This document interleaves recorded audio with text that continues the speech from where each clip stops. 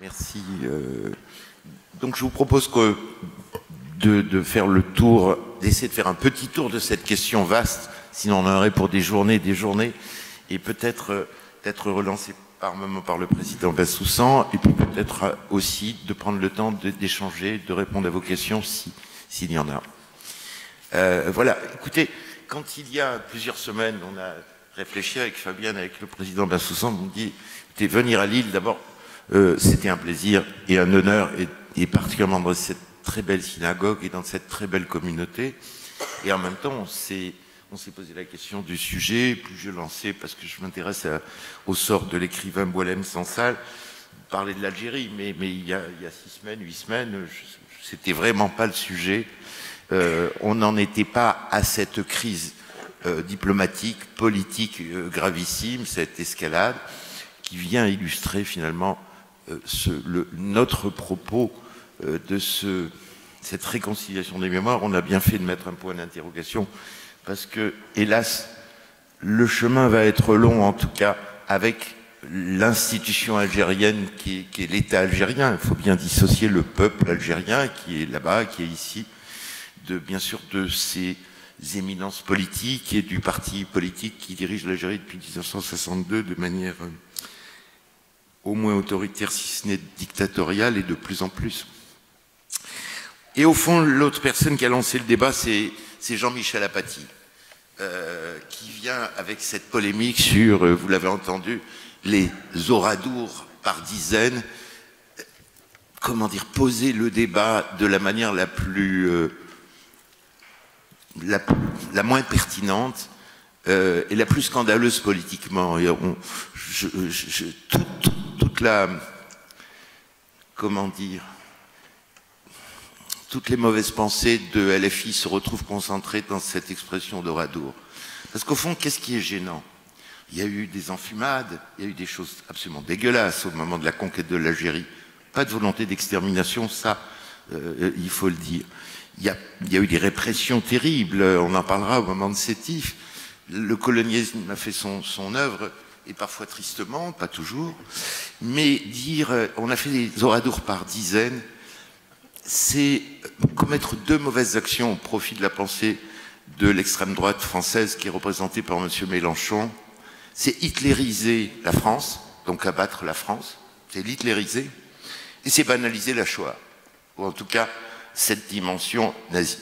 Donc vous voyez que dans cette mouvance-là, et est-ce qu'il a pensé son coup, monsieur Apathy, il a posé le débat, et ce débat il rebondit, ah oui, alors des gens découvrent dans une certaine presse, ah oui, il y a eu des oradours, et le débat est relancé, alors que comme l'a dit le président Bensoussan, il aurait fallu se brancher sur France Télévisions ou Arte, regarder et prendre la patience de regarder les 5 heures du film que j'ai fait avec Benjamin Stora, pour comprendre à la fois l'histoire contrastée, douloureuse, condamnable, nuancée de ce qu'a été le colonialisme.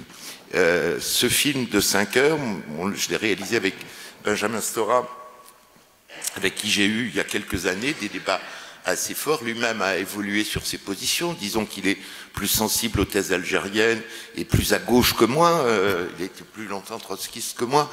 Mais on s'est entendu sur une histoire qui peut être partagée. C'était, en tout cas, si vous avez l'occasion de voir ce film, tout est mis sur la table, toutes les mémoires sont mises sur la table, et il n'y a pas de volonté d'esbrouf à la Apathy en lançant des débats pourris sur le mode d'oradour qui vient hystériser ce débat. Tout est là, et c'est vrai que le travail, c'est de réconcilier les mémoires, mais aujourd'hui, on en est loin. En venant ici, en préparant cette conversation, je me suis dit finalement qui je suis pour parler de l'Algérie. Enfin, j'en parle au moins à 4 points de vue. J'en parle comme Français, citoyen français. J'en parle comme ami d'Israël. J'en parle aussi comme juif né en Algérie. Et quatrièmement, je pourrais en parler comme propriétaire de la terre algérienne, parce que il n'est pas impossible que certains juifs d'Algérie soient les plus anciens habitants avec les Kabyles de l'Algérie. Donc, vous voyez dans quelle position complexe on se trouve face à ce débat et à tous ces malentendus. voilà l'histoire compliquée de notre relation à l'Algérie. Et au fond, j'ai essayé de fixer des dates qui nous rapprochent de cet événement et de comprendre pourquoi, finalement, de manière très naïve, l'histoire algérienne s'est terminée pour la plupart par l'exil. Le départ d'un pays où très souvent les Juifs d'Algérie venaient du Maroc, venaient d'Espagne, et parfois étaient parmi des tribus dispersées après la destruction du temple. Donc une implantation extrêmement lointaine. Et pourquoi nous sommes partis? Au fond, la raison du FLN l'aura emporté sur tout le monde, c'est-à-dire l'épuration ethnique et religieuse de l'Algérie, qu'avait prévu Albert Camus d'ailleurs, en disant ce sera fini. Il avait annoncé dans les années 1900, fin des années 50, la destruction du Liban chrétien, la destruction de l'Algérie française et les menaces sur Israël. Au fond, le FLN algérien, dans la dernière ligne droite, a pris le parti, justement après avoir connu beaucoup de juifs dans les rangs du parti, certains communistes juifs d'Algérie qui ont milité avec le FLN. Le tournant a été fait dans une épuration de la dernière ligne droite en disant on veut une révolution marxiste et islamiste et on ne veut pas de Français, on ne veut pas d'Algérie. Et donc ça s'est manifesté par un massacre que moi j'ai aidé à rendre moins discret en faisant un film et en le citant dans ce livre Mensonge français que j'ai écrit il y a plus de 20 ans, qui est le grand massacre d'Oran du 5 juillet 1962. Plusieurs centaines de personnes, entre 9h et 17h, vont être massacrées. Des musulmans pro-français, des chrétiens, beaucoup de juifs. Près d'un millier, les chiffres varient. Certains disent 3000, qui ont tous été massacrés. Faut massacrer autant de gens entre 9h et 17h. Il fallait le faire, d'autant que l'armée française était dans la ville et, sur ordre du général de Gaulle, a refusé de protéger les Français jusqu'à 17h. Ces gens-là ont tous été enterrés dans la chaux, dans le quartier du Petit Lac, mais c'était le signe de la branche dirigée plus tard par Boumedienne, que la tendance marxiste et islamiste l'avait emporté, qu'il n'y aurait pas de Français en Algérie. Au fond, l'histoire de l'Algérie, quand on la reprend, c'est que des rendez-vous manqués. Probablement parce que la machine coloniale française était remplie de contradictions. Et c'est bizarrement l'histoire d'une utopie née à gauche. On va faire un petit flashback. Hein. D'où vient le colonialisme en Algérie? En fait, les Français colonisent l'Algérie, ils ne savent pas quoi en faire. Pardon, je fais ce petit voyage en arrière. Quand Charles X il veut concurrencer les Anglais, il va attaquer Alger. Le petit coin de l'Algérie n'existe pas. Hein. C'est Alger, puisque la région a été occupée par les Turcs pendant 5 siècles. Les Turcs sont en déclin et il faut rivaliser avec les Anglais qui contrôlent la Méditerranée. Mais lui, il n'a aucune idée de ce qu'il faut faire en Algérie. Et d'ailleurs, il va tomber quelques jours plus tard, après la conquête de l'Algérie. Louis-Philippe, c'est la même chose. Il ne sait pas quoi faire de l'Algérie. Il y a plusieurs thèses. On reste à Alger, on conquiert le pays. Et ça les emmerde, ils ne savent pas quoi en faire. Et donc la conquête se fait sans qu'il y ait un projet politique. Tombe Louis-Philippe, la République non plus, pendant 2 ans. Et le seul qui va avoir un projet politique avant la Troisième République, on va en parler, c'est bizarrement Napoléon III. Lui a compris la difficulté du colonialisme venu d'en haut et va essayer, dans un lien très particulier qu'il va le nouer avec Abdelkader, qui a été défait en 1847, de rêver à un royaume arabe associé à la France. Et c'est le premier qui essaye de contrôler le colonialisme. Le premier voyage qu'il fait, si ma mémoire est bonne, il va en faire 2. Je dis ça particulièrement, je veux dire pourquoi. Sa femme va passer 6 mois. Lui, il est prêt à passer 6 mois, mais je crois que sa sœur va mourir. Donc, au bout de quelques semaines, dans son premier voyage, il retourne en France, mais la reine Eugénie de Montijo, l'impératrice, pardon, va y passer 6 mois. Et curieusement, beaucoup de juifs, et c'est ce que je recherche à propos de ma famille, vont servir comme cochers ou traducteurs. Et un certain nombre de juifs qui vont faire accompagner ou servir l'impératrice vont être faits français avant le décret Crémieux par le Senatus Consul de 1865. J'ai retrouvé le papier du côté de ma famille familiale et on en était très fiers parce qu'il y avait cette bizarrerie d'avoir été fait français bien avant le décret Crémieux par volontariat. Parce qu'il faut savoir qu'en 1865, quand Napoléon III dit on va créer des Français avec les musulmans et les juifs, les musulmans acceptent, ils sont peut-être 30, sur toute l'Algérie, a accepté de devenir français par le Senatus Consul. Les juifs qui à l'époque devaient être 20 000 en Algérie, 200 acceptent. Ma famille, je crois que celle de Benjamin Stora, on peut retrouver ces noms. Pourquoi ils deviennent français? Parce que les rabbins, à l'époque, 1865, sont très contre, sans parler des mollahs et des religieux musulmans. Viendra plus tard, 5 années plus tard, le décret Crémieux, qui est quand même la première loi votée par la Troisième République.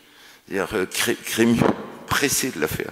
C'était fragile et elle est passée, il faudrait des heures pour vous raconter cela, mais vraiment, alors que la Troisième République était défaite, je crois qu'elle était située à Tours, enfin, elle est passée de manière un peu sportive, cette loi qui transforme les Juifs d'Algérie en citoyens français et qui va être très importante et très formatrice. Mais je crois que là aussi, il faut s'arrêter un instant sur un vrai malentendu. Moi, j'entends souvent dire, voilà, tout est de la faute du décret Crémieux, on a donné la citoyenneté aux Juifs et pas aux Arabes, pas aux musulmans. C'est totalement faux. J'ai eu cette conversation d'ailleurs avec Enrico Macias, pour qui j'ai une adoration, parce qu'il avait repris ce poncif et je crois qu'il ne le reprend plus. Quand on regarde l'histoire, c'est faux. La proposition a été faite à la communauté juive de devenir française en abandonnant la loi mosaïque. Pardon, monsieur le rabbin, c'était... donc une justice civile. On a fait la même proposition aux communautés musulmanes d'abandonner la justice religieuse, la loi coranique. Les juifs, non sans débat, beaucoup de rabbins étaient contre, non sans débat, vont se rallier à la nationalité française, mais ça n'a pas été facile. En revanche, il y a un refus assez radical, assez majoritaire, dans les communautés musulmanes, de devenir français sur les conseils des oulémas. Et là, commence en effet cette différence. Mais c'est nullement un deux poids deux mesures. On a donné aux juifs ce qu'on n'a pas donné aux musulmans. Alors, on peut dire aussi que la Troisième République a pas fait d'efforts et c'est peut-être ça la contradiction initiale entre le discours qui va se développer après Napoléon III et c'est la République qui a un discours finalement Jules Ferriste, de gauche, universaliste, laïque, civilisationnel. Et donc le colonialisme, il est de gauche. Simplement, la Troisième République, elle a, et cette contradiction, elle est dès la naissance, entre le projet universaliste et le statut inférieur des musulmans. Cette contradiction va vite devenir insoutenable entre un projet politique égalitariste et civilisationnel et ce double traitement. Et c'est vrai que la Troisième République ne fera pas beaucoup d'efforts pour intégrer les masses musulmanes. Ce sont des rendez-vous manqués, car dès 1900, la génération qui naît après 1870, elle va partir à la guerre de 14, et il y a une figure très importante qui va devenir le premier président de la République algérienne, qui est Ferhat Abbas. Et Ferhat Abbas rêve avec de jeunes intellectuels musulmans à quoi? À devenir passionnément français. C'est-à-dire qu'après la guerre de 14, il y a cette revendication qui va durer jusque dans les années 30. Chez les futurs nationalistes, on veut devenir français. Il y a une passion de la France. On l'a même accusé d'être parfois monarchiste, Ferhat Abbas, d'avoir des sympathies monarchistes. Et la France ne saura pas, après la guerre de 14, où beaucoup de soldats musulmans sont nés, résoudre cette contradiction inhérente à la Troisième République. Et cette société à deux classes va se radicaliser. On verra ces intellectuels qui s'appellent les jeunes turcs extrémistes, qui sont d'assez bon niveau autour de Ferhat Abbas, petit à petit glisser sur 30 ans vers le nationalisme et le refus de la France. en 1945, 30 ans plus tard, enfin, Ferhat Abbas est encore sur cette position. Il espère encore un geste de la France. La rivalité va pousser d'autres formes de protestation de gens intelligents, dont la naissance, dans le sillage du Parti communiste, d'une autre voie du nationalisme algérien qui va être incarnée par Messali Hadj, marxiste, proche des communistes. Il crée son parti dans les banlieues ouvrières. Il a une allure de religieux et en fait c'est un parlementariste et ça va être l'autre voie intéressante du colonialisme, en fait de l'anticolonialisme et de la revendication algérienne. On ne va pas pouvoir parler de toute la guerre d'Algérie, mais je veux m'arrêter une seconde sur ces deux personnages en faisant quelques sauts historiques. Vous m'excuserez de ne pas faire une histoire exactement chronologique. On a beaucoup dit, et Georges Bensoussan a lancé ce débat à propos de l'antisémitisme musulman. Il a lancé cette phrase, les Arabes sont biberonnés à l'antisémitisme. J'en sais rien. Il y a eu un procès, Georges Bensoussan a été très maltraité, il y a eu des polémiques avec la LICRA. Enfin, je ne veux pas me rentrer dans ce débat, mais je dois dire qu'il y a plusieurs types d'éclairage. Il est possible qu'historiquement, le statut des Juifs et des chrétiens de dhimmi favorise cette pensée de hiérarchisation, si vous voulez, insupportable et probablement de racisme. Il est possible, mais il est flagrant aussi que dans des moments historiques particulièrement difficiles, les grands leaders algériens, Ferhat Abbas, Messali Hadj, au moment de l'abolition du décret Crémieux, donc pour certains d'entre vous, vous l'avez peut-être connu dans votre famille, le décret Crémieux est aboli en 1940, les enfants juifs à la rentrée de 41 sont virés des écoles. Enfin, on dit aux enfants, toi, la juive, tu t'en vas. Enfin, c'est comme ça qu'on a traité ma mère. Il y a eu un film sur Arte, on en parlait tout à l'heure, qui raconte cela. Et donc, les juifs sont interdits de commerce, les discriminations sont imposées par le régime de Vichy, qui travaille très, très, très intensément sur l'Algérie, jusqu'au débarquement américain. Les lois anti-juives vont se multiplier, des camps vont être ouverts. Jacques Attali, dans un livre, écrit que les écussons, les étoiles juives étaient déjà prêts pour l'enfermement des juifs d'Algérie dans des camps. Eh bien, à la grande surprise, et les historiens l'attesteront, les grands leaders et les communautés arabes ont été solidaires des juifs à ce moment-là et ont refusé d'appliquer les lois antisémites, ont refusé de recevoir les avances de tous les agents allemands qui se trouvaient comme des poissons dans l'eau dans le territoire algérien du fait de l'empathie avec le régime de Pétain ou plus. Et c'est très étonnant que cette solidarité ait été manifeste, y compris sur le terrain. On n'a pas pris de commerce juif.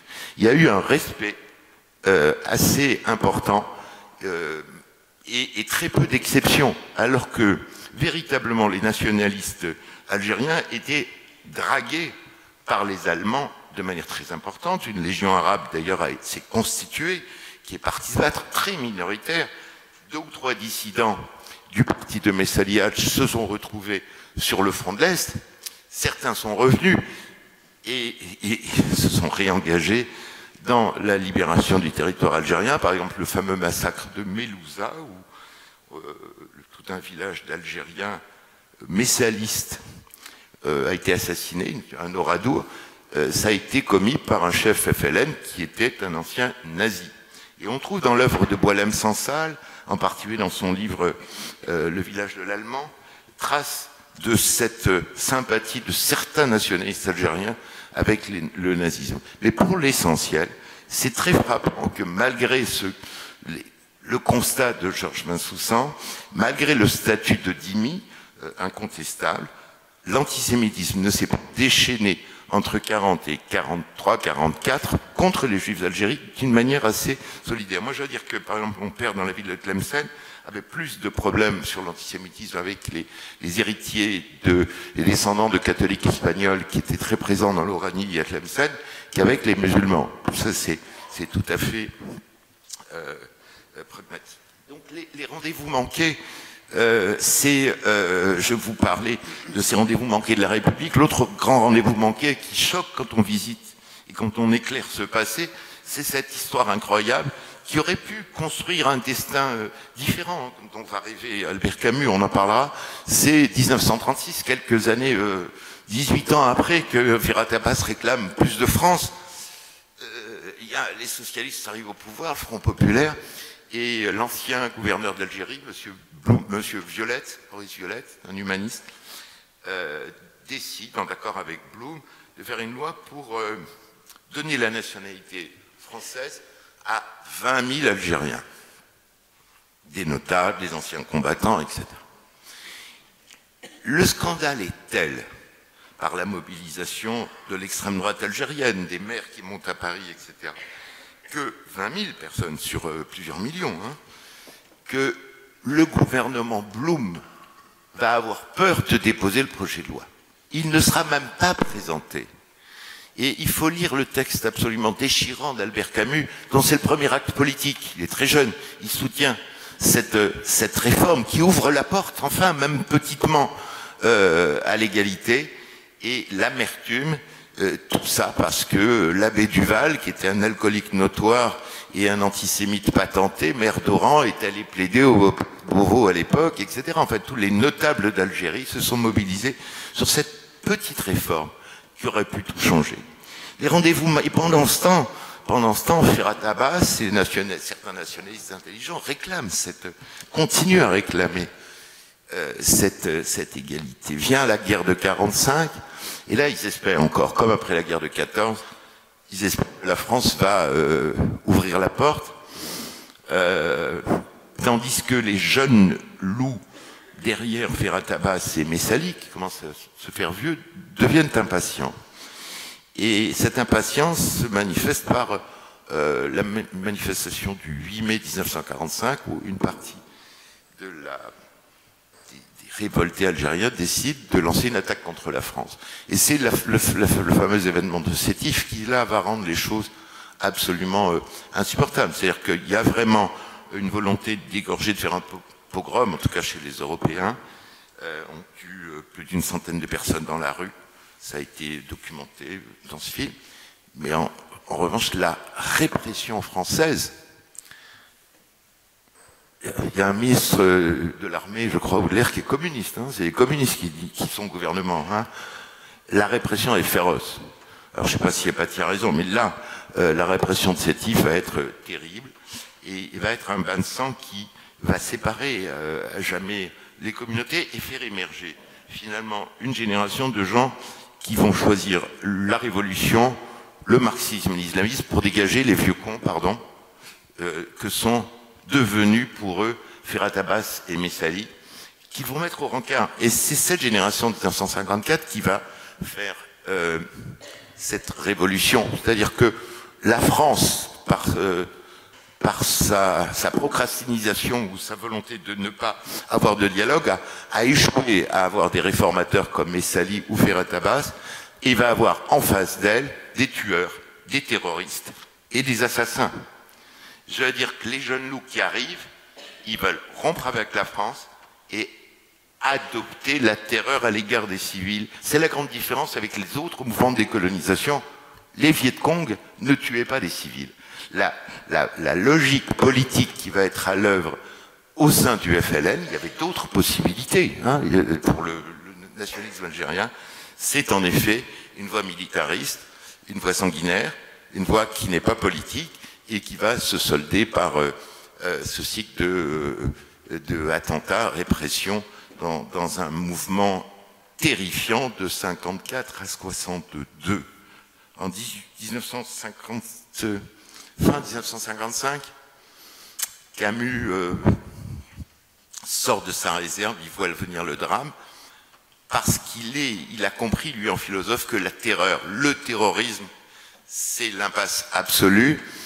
Il sort de sa réserve, il s'engage dans un jeune journal de l'époque qui s'appelle l'Express, et il lance un appel à la trêve civile. Il dit stop, halte au feu, et il essaye de relancer un projet qu'il avait conçu, qui serait, en disant écoutez, on va faire l'économie des massacres et de la lutte anticoloniale, et on va faire un saut dialectique. En fait, il invente l'Afrique du Sud, il propose une Afrique du Sud, égalité entre les Blancs, les Noirs, etc., ce qui deviendra l'Afrique du Sud. Il a un vrai projet politique, et il espère l'arrivée au pouvoir de Pierre Mendès France.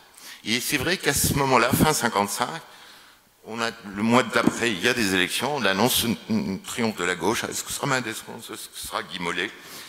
Et il croit fortement en pouvoir arrêter la machine de terreur, comme vous pouvez le voir, en tout cas, comme on le raconte dans ce film. Hélas, et on voit bien que la gauche est souvent compliquée, c'est Guy Mollet qui gagne sur Mendès France. Et là, c'est l'autre rendez-vous manqué, c'est la guerre totale, c'est la machine à terreur, c'est la réponse au FLN, et jusqu'à une... C'est le triomphe au fond de la terreur, et c'est Camus qui avait vu cela et qui n'a pas pu l'arrêter.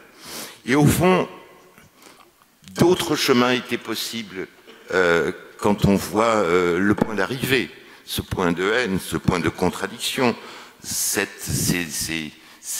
choses qui paraissent aberrantes aujourd'hui, ce désir de toute la jeunesse algérienne de venir en France, cet État qui est le plus riche de la planète, en tout cas de l'Afrique, en termes de ressources énergétiques, et qui est géré de manière mafieuse, avec des détournements de fonds colossaux, une jeunesse, des femmes dans la désespérance. C'est un choix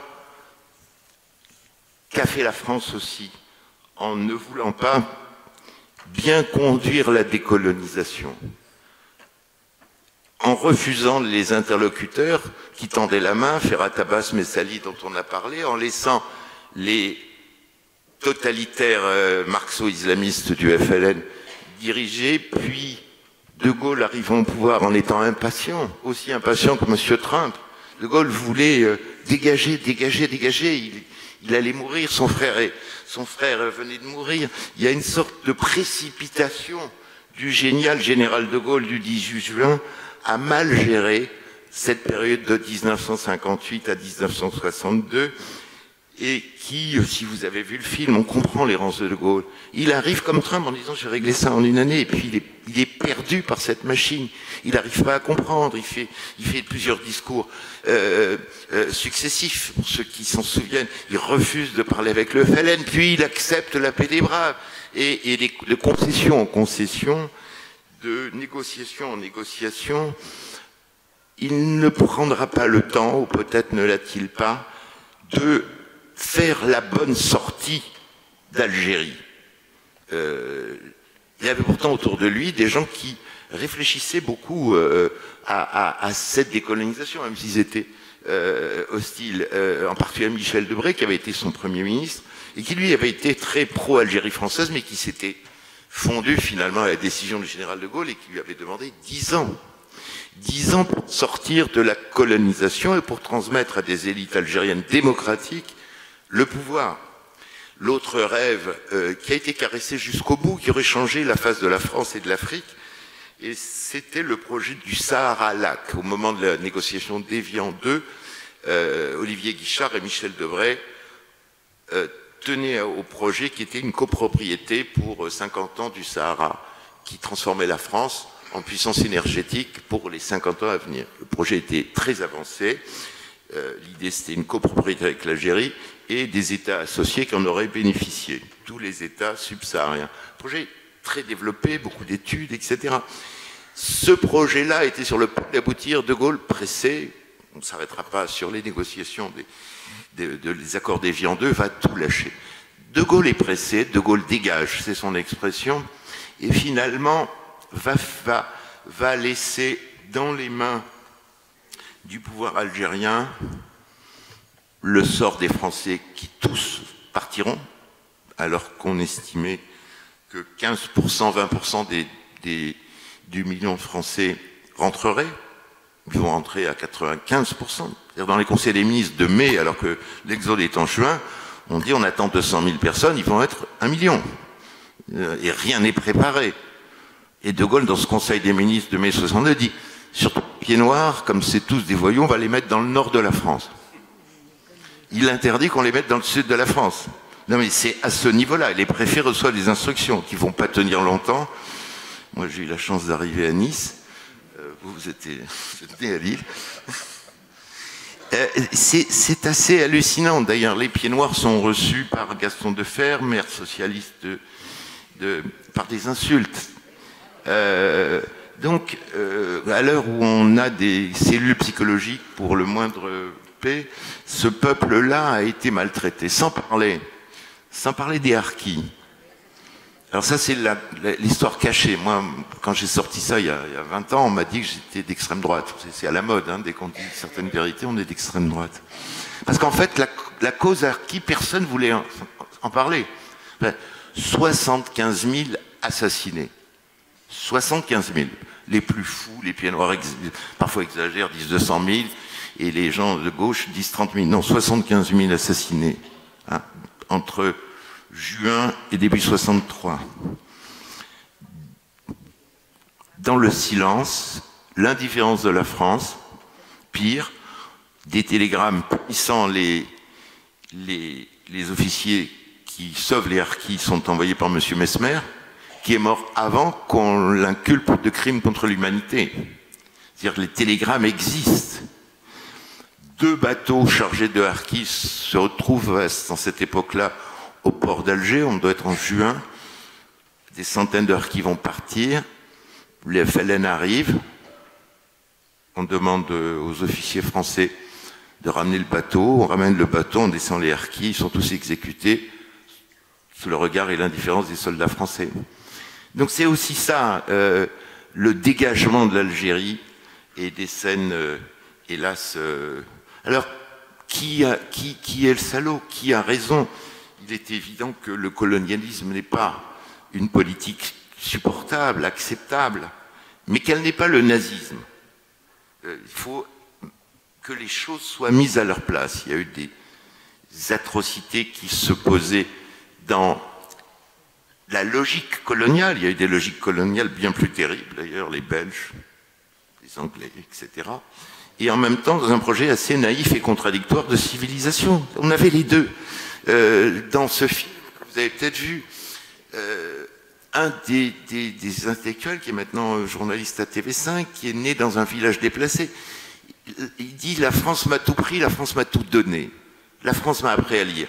Donc c'est cette contradiction d'un régime condamnable, mais qui n'est pas la caricature du nazisme, je le répète, qu'on a voulu faire. Je pense qu'il y a eu un système, en effet, qui est dépassé, insupportable, et en même temps une sorte d'utopie française qui a échoué du fait de ces contradictions que j'ai expliquées, et qui a fonctionné curieusement pour les Juifs. Elle a fonctionné à cause du décret Crémieux, et elle a fonctionné aussi par une forme d'attraction, de fascination des Juifs pour la France. Moi, vous savez, il y a cette expression de l'intellectuel Pierre Birnbaum, des fous de la République, oui. Il y a cette tradition chez les Ashkénazes et chez les Séfarades, et particulièrement en Algérie, d'une sorte de passion de la République qui s'est manifestée. Alors, elle s'est manifestée chez certains musulmans qui ont aussi adhéré à la République, mais qui est une sorte d'une force motrice qui, moi, m'a longtemps interrogé, longtemps fasciné. Je me suis interrogé sur un de mes ancêtres qui part de Tétouan au Maroc à 29 ans, je ne sais pas s'il est parti un an, et qui devient français à 29 ans. Comment il a fait? Pourquoi?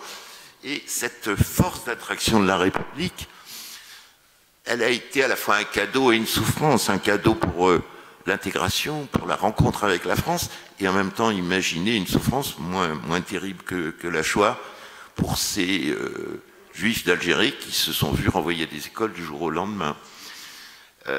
Voilà cette histoire contrastée, et c'est vrai que quand on voit le spectacle de ces polémiques, on ne peut pas réagir en français, on ne peut pas réagir quand on voit les insultes antisémites, souvent de la presse algérienne, c'est du délire, c'est même un niveau de soviétisation, etc. On ne peut pas ne pas réagir.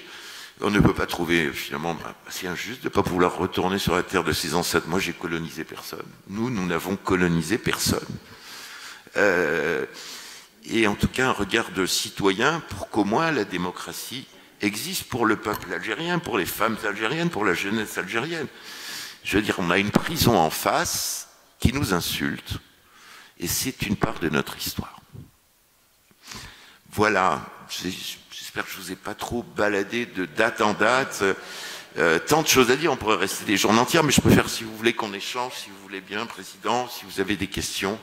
Alors moi, si vous voulez, j'ai tout de suite une première question qui vient à l'esprit, pardon. Vous dites dans votre exposé que d'autres chemins étaient possibles.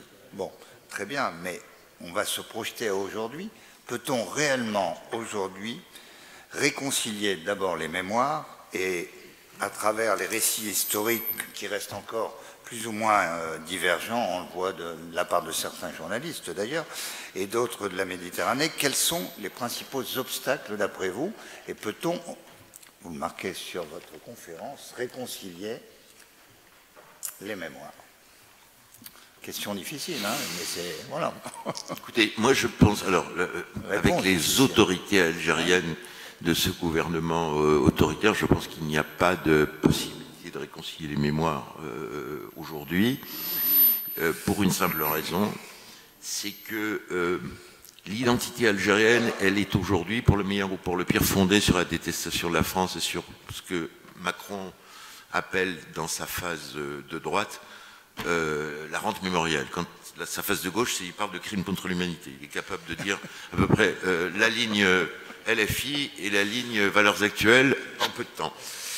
La rente mémoriale. Je pense que l'identité politique, elle est fondée sur la haine, la souffrance. Voilà, c'est probablement pour des raisons historiques et très spécifiques à l'Algérie. Il n'y a pas d'État algérien comme il y a un État marocain qui remonte à Louis XIV. L'administration marocaine, l'État marocain, la puissance remonte à plusieurs siècles. L'Algérie, c'est 5 siècles avant la France de domination turque, dans la région d'Alger autour, hein, le B d'Alger, c'est une résistance absolue dans toute la Kabylie. Les Kabyles vont plus résister aux Turcs encore qu'aux Français, ils ne vont pas pouvoir pénétrer, et des zones côtières. Il n'y a pas d'État algérien, il n'y a pas de structure algérienne. Après, les nations, elles avancent, elles naissent, elles ont des coups d'accélération. L'identité ukrainienne s'est faite dans la guerre aussi. Mais je crois que c'est une des explications. Et qu'aujourd'hui, la seule solution, c'est d'être allié ou avec Moscou, ou même avec Trump. Là, ils viennent de faire un rapprochement avec les Américains, on ne sait pas. Mais en tout cas, la réconciliation, elle est possible avec les Algériens de la rue. Elle est possible avec le peuple algérien, elle est possible peut-être par la musique, elle est possible, comme me montre Boualem Sansal avec un courage incroyable, par la littérature. Imaginez qu'il va à Jérusalem recevoir des prix, enfin, il faut savoir quel courage. Il a, par les femmes algériennes qui sont résistantes et résilientes, etc. Donc, on ne fera pas la paix avec les vieux colonels corrompus, on le fera avec le peuple algérien, je l'espère. À propos de Boualem Sansal, je vous annonce quand même la sortie de son livre fin mars. Là, c'est l'unique exemplaire où il y a de nombreuses personnalités qui ont témoigné, dont M. Jean-Marc Benamou et votre serviteur également. Donc voilà, ça sera en librairie fin mars environ. Pour l'instant, donc pour Boualem Sansal. Très beau livre. Voilà. Voilà.